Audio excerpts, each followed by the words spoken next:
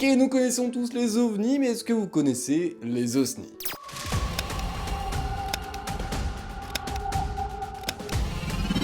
Le terme OSNI désigne objet subaquatique non identifié. Bon, malgré le fait que c'est complètement mystérieux et super cool, bah c'est quand même bien moins connu que les ovnis, pour une raison très simple, c'est que ça a beaucoup moins fait parler dans la presse. Cependant, les ufologues ont développé ce terme à la suite de plusieurs observations d'ovnis, donc d'objets volants non identifiés, qui sortaient de l'eau, donc OSNI. Alors pour être très clair, j'ai découvert ce phénomène en lisant un de vos commentaires un jour sur une des vidéos, d'ailleurs une des vidéos qui était assez récente. Et là j'ai kiffé, j'étais méga hypé par le projet, c'est pour vous dire. En découvrant ce terme OSNI, j'ai découvert tout un nouveau monde entier qui s'ouvrait devant moi, tout comme quand j'ai découvert les ovnis. Il y a énormément de choses du coup à comprendre et à découvrir autour de cette thématique, ce qui veut donc dire que potentiellement un tome 2 un jour est envisageable, oui. Et justement, je vais vous parler d'une information trouvée dans mes recherches par rapport à ce thème-là. Le fait est que c'est une histoire. Oui, parce que j'adore les histoires, et puis parce que vous avez l'air de plutôt bien aimer ça aussi, donc bon, pourquoi pas. Cette histoire va se dérouler dans la mer Baltique, là où mine de rien on va trouver pas mal de bateaux échoués. Et justement, certains chercheurs de l'équipe Ocean Explorer, je sais pas si ça se dit comme ça, mais on va le tenter. Et donc forcément, vous l'imaginez, nos chercheurs vont découvrir quelque chose, mais remontons un petit peu dans le temps. Nous sommes donc en 2011 quand nos chercheurs vont faire l'observation radar d'une sorte de grande structure qui s'apparente à du métal. Bien entendu, ils sont bouche bée et forcément ils vont plonger pour aller voir. Et là, ils vont tout bonnement faire l'observation d'un événement qui restera remarquable et surtout qui restera ancré à jamais dans leur vie. Jeu de mots. Ah bah oui, mais on le tente, hein, c'est comme ça. C'est une prestation de service que je vous offre finalement. Hein. Ouais, bon, je suis pas humoriste quand même.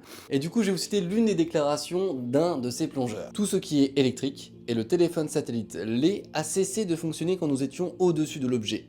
Alors nous nous sommes éloignés d'environ 200 mètres et il s'est remis à marcher, puis quand nous sommes revenus, il s'est arrêté à nouveau. Bon, clairement ça commence à poser une petite ambiance un peu mystérieuse, un peu sympa, un peu dark, j'ai commencé à bien aimer, mais c'est pas tout, un autre plongeur va nous dire d'autres choses. Nous avons vécu des choses que je ne pouvais vraiment pas imaginer. J'étais le plus sceptique de l'équipe, je m'attendais à trouver une pierre, une falaise, un affleurement ou un amas de boue, mais ce n'était rien de tout ça.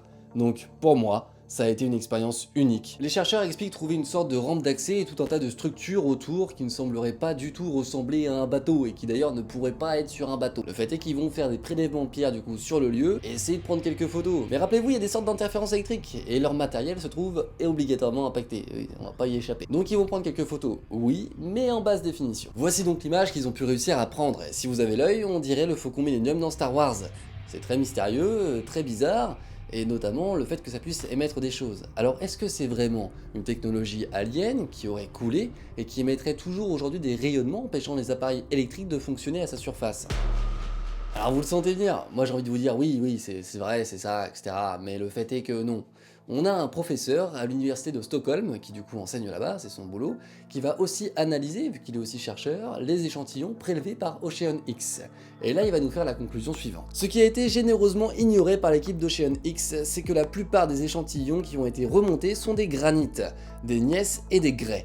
Exactement ce que l'on s'attend à voir dans une cuvette glaciaire. C'est ce qu'est la mer Baltique, une région creusée par les glaciers il y a longtemps. Vous voulez trouver quelque chose de bizarre dans cette histoire? Il y a bien un petit truc quand même. Dans ces échantillons, on va aussi pouvoir relever du granit. Le fait est que c'est ultra rare dans cette région. Enfin, ultra rare, je m'enflamme un peu beaucoup là quand même. C'est juste rare, mais pas du tout impossible. Du coup, les conspis qui disent que vu qu'il y a du basalte, ça a forcément été déplacé, etc., non, on en a déjà retrouvé dans la région et c'est pas improbable non plus. Et l'image n'est absolument pas une preuve, elle ne nous montre rien de plus qu'une sorte de roche, il n'y a pas vraiment d'éléments qui sortent du lot dans l'image. En tout cas, pas assez de détails pour nous permettre de dire oui, ça c'est du fer, ça c'est alien, ça... Non, pas du tout. Tout ce qu'on voit c'est un amas de roches et potentiellement notre cerveau du coup va l'imaginer comme étant le Faucon Millenium de Star Wars. Parce qu'on a tous déjà vu le Faucon Millenium de Star Wars, ou presque. Et ceux qui connaissent l'histoire vont me dire oui, mais qu'est-ce que tu fais des images radar?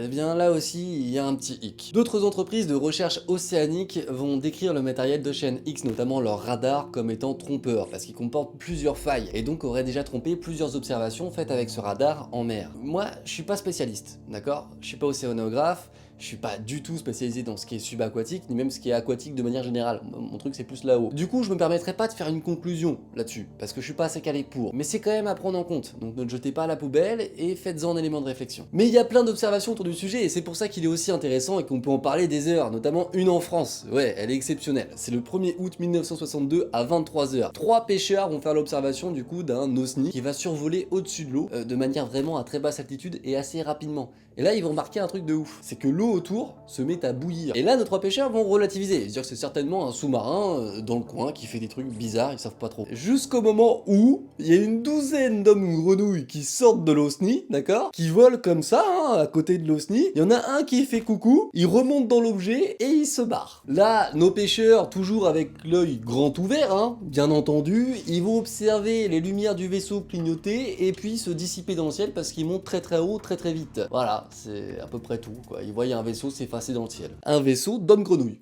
Ouais. Vous avez peut-être noté une petite pointe de sarcasme. Pourquoi? Bah, en fait, j'en sais rien, peut-être que c'est vrai. Mais moi, ça me fait rire. Je suis désolé, ça me fait rire. On n'a aucune preuve, aucun élément, aucune photo, aucune observation radar ou quoi que ce soit de cet événement. Alors après, est-ce que nos pêcheurs avaient consommé quelconque boisson avant, leur permettant de pouvoir imaginer ce genre de choses? Je peux pas vous dire. Mais il y a aussi des observations bien plus sérieuses, notamment une faite en 67 par deux jeunes Danois qui ont vu un ovni se positionner au-dessus de l'eau et éjecter des objets depuis l'endroit où il est. Ils sont à Kattegat, à 80 km de Copenhague. Certains de ces objets seront récupérés et analysés. On va pouvoir notamment comprendre que leur composition est constituée du coup de chaux et de charbon non organique mélangé à une sorte de matière pour le moment toujours inconnue. Le problème, c'est qu'en cherchant, même en y passant beaucoup de temps, je ne trouve rien. C'est-à-dire que je ne trouve rien de plus sur l'histoire. Je ne trouve ni l'organisme qui a été repêché ce genre d'éléments, ce genre d'objets, ni même l'organisme qui a fait des recherches dessus. Donc en fait, on n'a rien concernant cette histoire, mis à part leurs témoignages. Donc finalement, c'est très dur d'émettre un avis là-dessus et de pouvoir dire si oui ou non c'est plausible. Et des histoires comme ça, il en reste encore beaucoup. On peut en parler des heures et des heures, même si certaines sont plus bancales que d'autres, et ça veut bien dire quelque chose, que nos fonds marins sont encore aujourd'hui un grand mystère. Néanmoins, certaines personnes passionnées de ce sujet, comme des ufologues,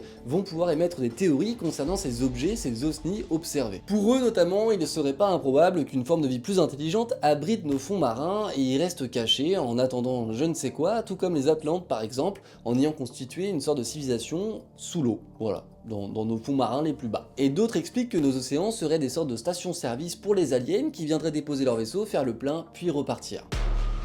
Voilà, j'en ai fini avec cette première vidéo sur le sujet. Si vous en souhaitez une deuxième, n'hésitez pas à me le dire.